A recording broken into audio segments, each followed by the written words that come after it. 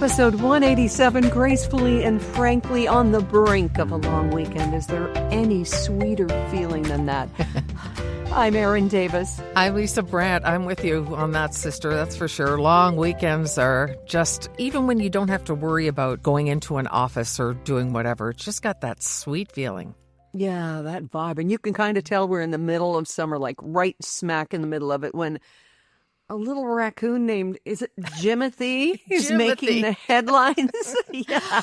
Oh, my goodness, this raccoon, he's got some sort of spinal issue. His spine is too short. He's like a little circle. He's in Seattle, and a woman spotted him and made a little video, and it immediately went viral, and she just named him Jimothy because she thought he looked like a Jimothy, and he's been mentioned in Congress.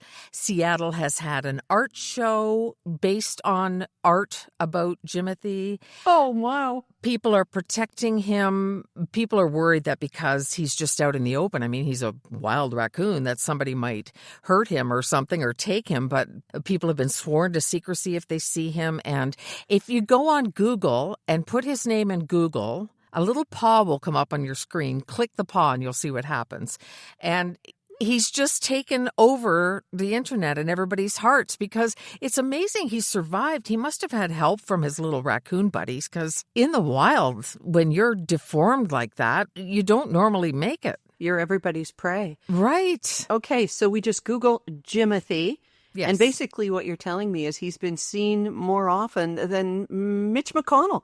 So, and in better shape, better health, yes. Yeah, no kidding. Yes, definitely has. A lot of Canadians travel to Seattle, not necessarily to see Jimothy, but more often to go to sporting events.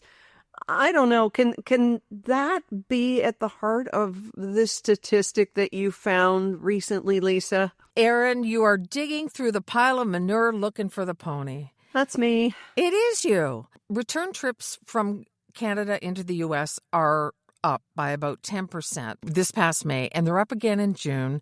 And these are tracked all the time, but they're growing again. So it looks like people might be putting their elbows down because the numbers had been dropping for 15 straight months, and now they're rising again. And we're talking millions of people. So I don't know that baseball or Jimothy are enough to get people to make that many trips. And it's really disappointing, and I'm not sure who's doing it.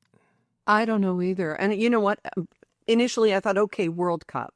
We've got to support Canada, or Stanley Cup. We've got to support Canadian teams. I'm at a loss. And I think it comes down to human nature and fatigue.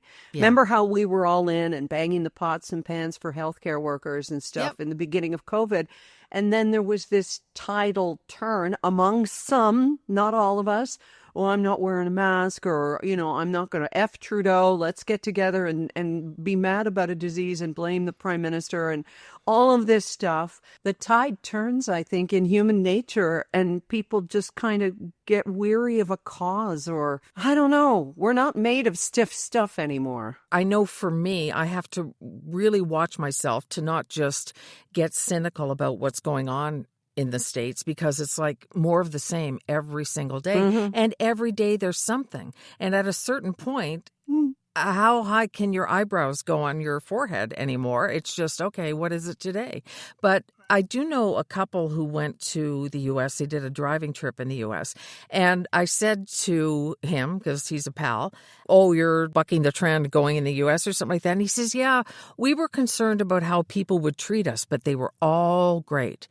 So that was his only concern, was about being treated poorly as a Canadian. So I don't know that a lot of people really figure that their tourism money will factor in. I don't want anything I do to look like a positive for that orange menace. So I don't know. To each their own. I mean, we do have freedom of choice, but it is Statistics Canada tracking shows that the numbers are going up again. There have been some outbursts on his part of late that kind of reminds people why the elbows are up, the extra tariffs, the fights over the Gordie Howe Bridge, and all of this kind of stuff. There are people who say, mind your own business. We're going to do what we want. And fine, that's what we're doing. We can judge. Yeah. We don't have to, So I'm not going to come out on social media and say, you're an idiot for going to Disney World, because go ahead, live your best life. But yeah, I'm going to judge. people go and they catch a cruise ship. It doesn't bother them. Everybody's got a different value system and a different cutoff point, and I get that. Yeah, and especially family above all. I have a friend in Sydney whose grandkids are in Seattle. Yep. And I would never say anything to her. It's not my place anyway. Yes. But I can't judge her. If it was my grandkids, I'd climb over glass to get there. So Yep. I understand that. Of course, I'd be arrested because of my big mouth and my social media, like right from the jump. So This is why I keep bail money. thanks. Not to worry. That's why we have Buy Me a Coffee on our Gracefully It's our and Frankly bail page. fund. That's right. Exactly. That's what mouthy queenagers need. Bail money.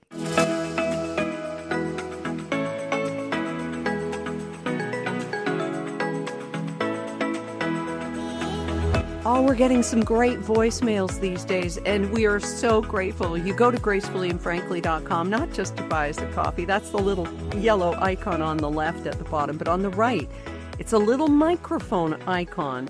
And I had to explain it to Kathy, who's going to be with us in just a little bit later in the show. But Ginny, she got listening to what we were saying about Little House, and she has a good book recommendation. So listen to this.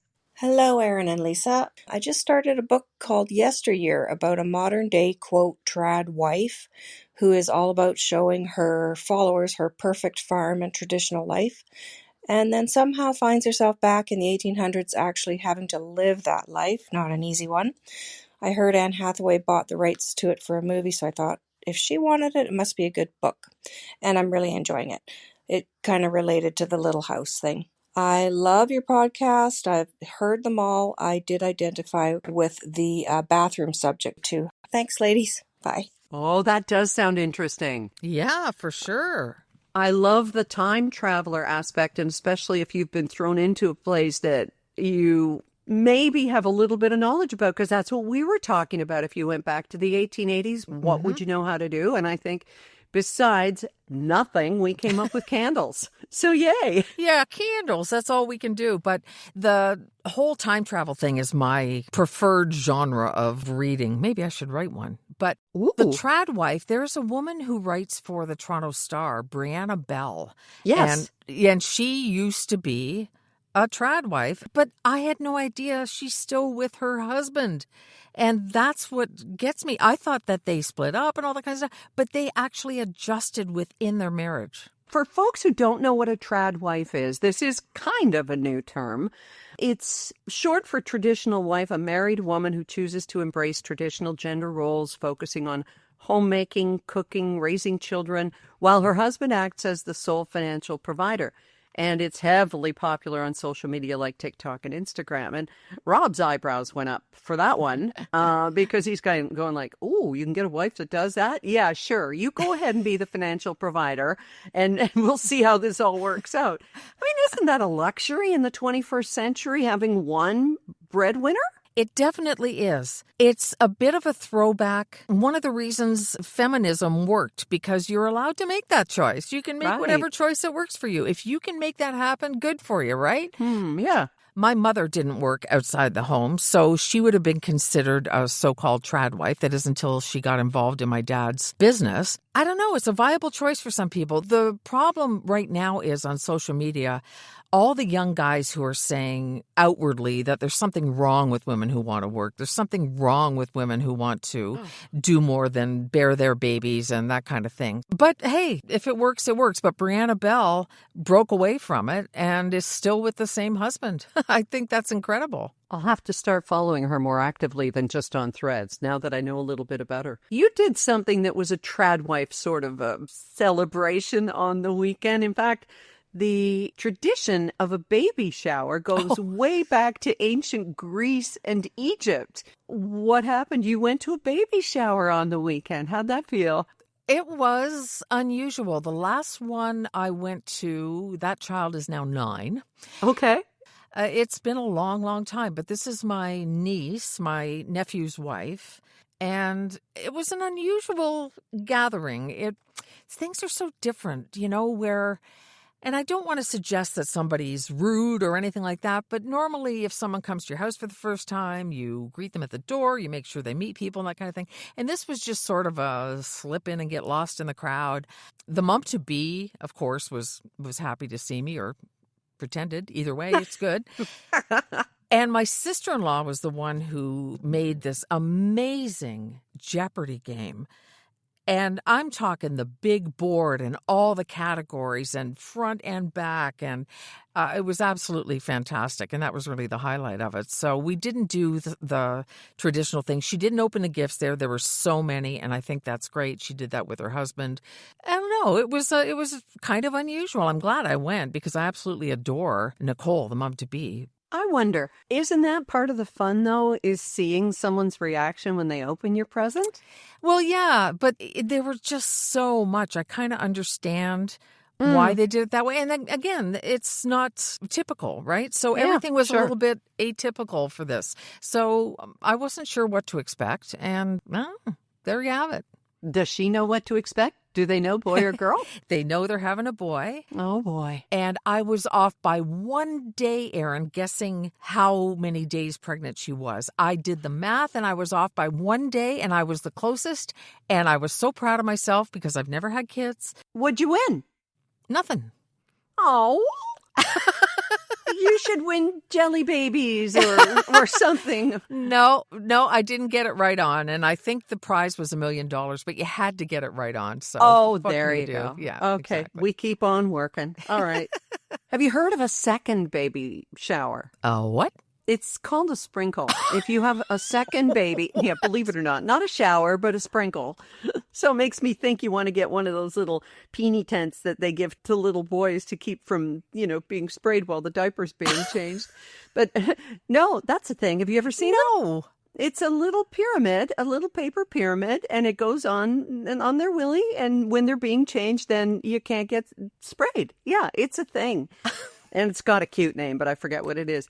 So anyway, the second baby shower is called a sprinkle. It's smaller and a more relaxed version. And instead of big stuff like strollers, you're more likely to hope for things like wipes and diapers and daily necessities. So that's kind of nice. It's kind of low key. Wow.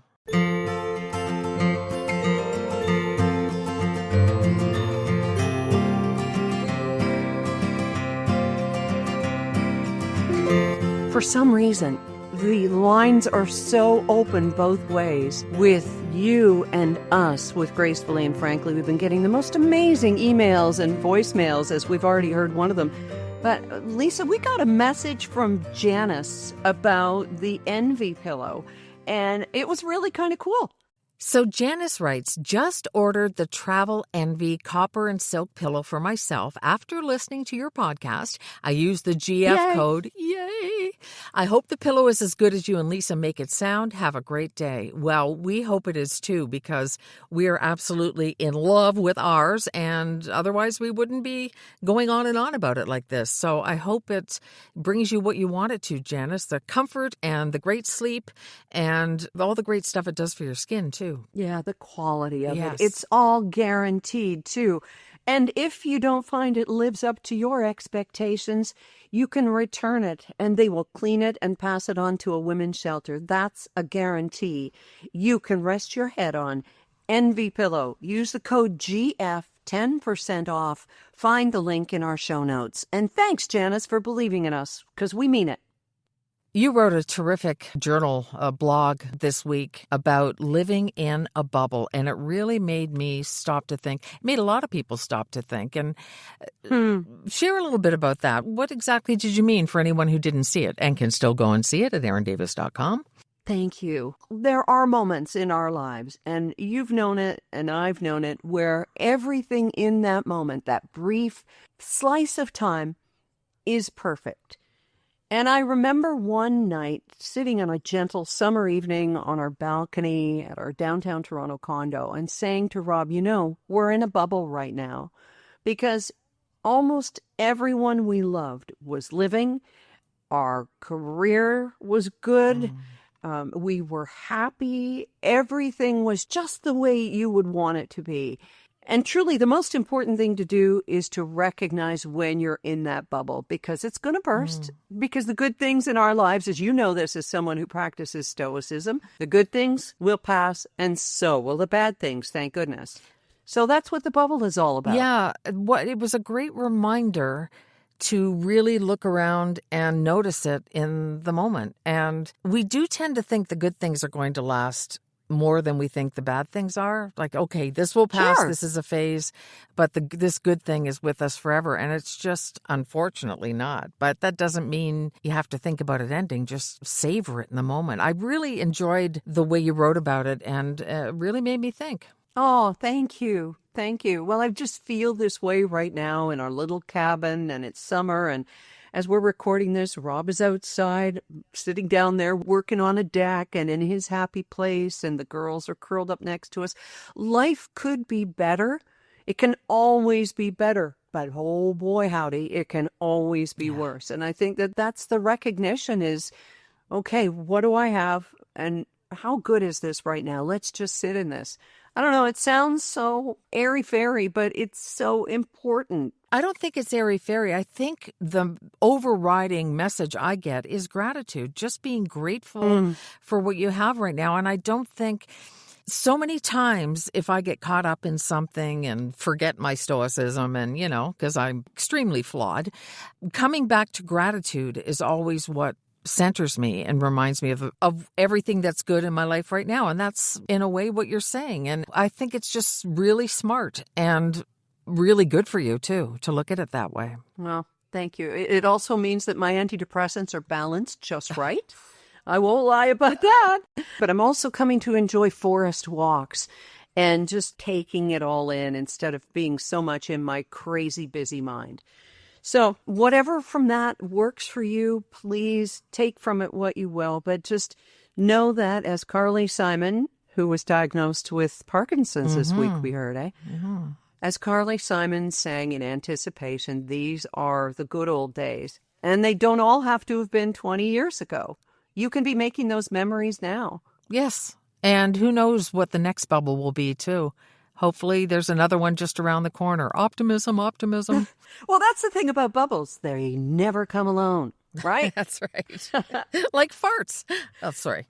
Well, there you go.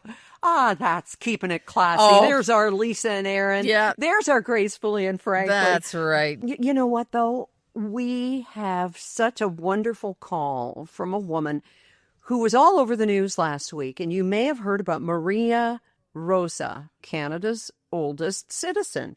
Well, it turns out her daughter, Kathy, has been in touch several times over the years. So Kathy and I got to talking. I had a long chat with her and said, just leave us a voicemail. Tell us a little bit about your mom. And at 110, she's not quite with us. She's there, and she appreciated the crown and the party that was held at her retirement residence.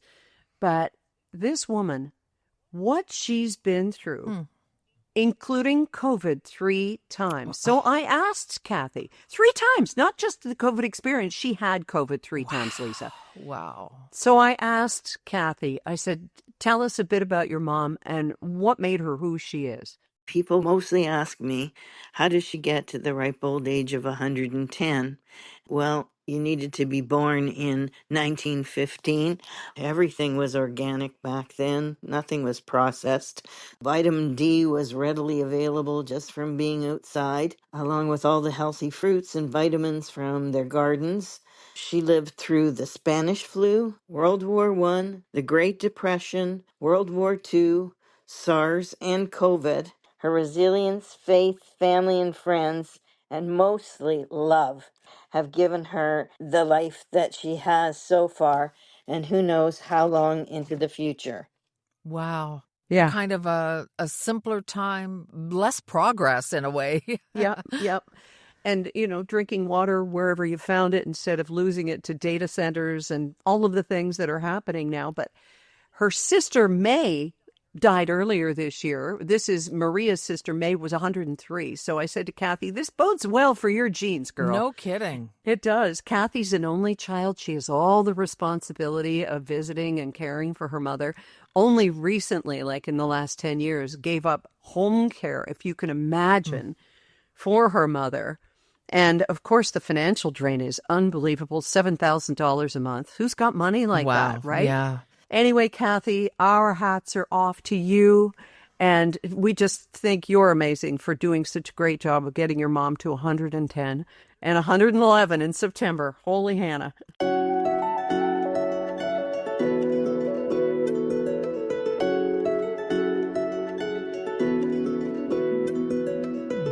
Kathy's mom is truly 1 in a million. Well, 1 in 30 some million, actually. But if you suffer from osteoarthritis, you're one of 500 million people on our planet who do. Never mind the old song about giving the world a Coke. What if every single person who suffers could find some relief to their joint pain with natural capsules, minerals, not chemicals, that work effectively and gently to ease your pain? Talking about Sierra Sil. Start bending better. And remember, if you don't notice a difference within just 14 days from this Canadian natural product, you're going to get your money back. Go to sierrasil.com, Sierra like the mountains, SIL.com, and you use the code GF for 14% off. If you're unsure about the spelling of the website, that's in the show notes, wherever you're listening right now. Just look, read, it's right there.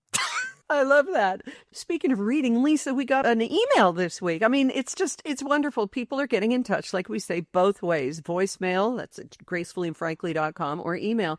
Maureen O. in Ontario says, my bestie's a longtime listener, has been nagging me to try out your podcast. Marg from Stratford. Thanks for doing that, Marg. Thanks for getting Maureen listening. And she listens now as she walks along the Avon River in Stratford. And she's all caught up. So about your kiwi, Lisa. Yes. She said, I worked with a guy who ate a kiwi every day at lunch, and it grossed me out. And I've been turned off them ever since. Said the kiwi hack didn't work for her, unfortunately. So then she got a lavender plant and put it in the bedroom. She writes, I've slept every night since. It's only 3 nights, but whatever. Hey, that's the beginning of a trend, right? Right, yeah. She also writes, dear. Oh, yes. When I said I didn't like being called dear, she said, I totally get this.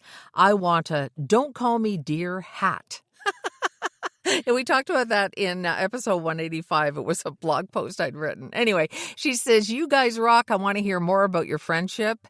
Thank you, Maureen O. or Mo. And I want one of those hats as well. Don't call me dear. Just have a deer with a line through it. Yeah, I guess we've had a lot of new people listening to Gracefully and Frankly, and they might not know a lot about our history. All right. Well, send us your questions. You can reach out to us through our Gracefully and Frankly podcast page, gracefullyandfrankly.com. Leave a voicemail, anything you want to ask us about us and our long and winding road to getting here. As friends and besties and sisters from other misters and all that, we will be happy to answer those. But right now, Lisa, we're running out of time. And if we don't hurry, we won't get to This Week in Totally Stupid or... Twits. Oh, we've been hearing about cyclospora more than we ever wanted to. I know. I sent a picture of me plucking a beautiful plump blackberry off of a bush, and you went, yay, cyclospora. And I was like, girl, really? Debbie Downer? I had just been listening to an interview with an infectious diseases expert or something from McMaster University, and she was talking about freezing your berries instead of just eating them. But anyway, people are freaked out about it, even though it's not here in Canada, and it's a thing. So apparently, we're going to go to TikTok, where all of our young and wonderful, brilliant friends are who say drink raw milk and don't eat bananas because they're poisonous and all those kinds of things. Right. The latest is the cyclospora diet. Oh, my God. The parasite diet. Yep, they're talking about wanting to get this parasite in order to lose weight because, being skinny is more important than anything else. So it's got to the point that a couple of news outlets in the States contacted physicians to write stories about why this is a bad idea to go on the diarrhea diet or whatever people call it. It's because it's been going around, and they're called influencers for a reason. They influence people to do these stupid things. So people, as we know, who have this parasite, some have been ending up in hospital for weeks. They get really, really sick. And it's just dumb. And that makes these influencers twits in our books. Absolutely. Putting the flu in influence. Exactly. Holy Hannah. Exactly. Jeez. And it reminds me of that line that I've often quoted from Emily Blunt in the first Devil Wears Prada movie. Do you remember this? I know. I'm just one stomach flu away from my goal weight. Yeah. That's what it was all about with that magazine, right? I mean, it was all about being skinny and perfect and a model. Yeah, one stomach flew away from my goal weight. Oh, to hell with that. We've got a long weekend ahead, and I know that with August on our doorstep, we're going to be all eating our body weight in fresh Canadian corn. We've had it here for a couple weeks now. Very exciting, yes. And so we've been eating it like crazy, yeah. And how is it this year in Ontario? Fantastic, sweet, tender, wonderful. Good. BC corn's pretty dang good, too. So we could have a corn off. If that's the best kind of a civil war, isn't it? Who's got the best corn? Absolutely. Every time I bring it home for the first time, I say to Derek, do I make you corny, baby? Every year. And I get the same eye roll. So, yeah, tradition is important.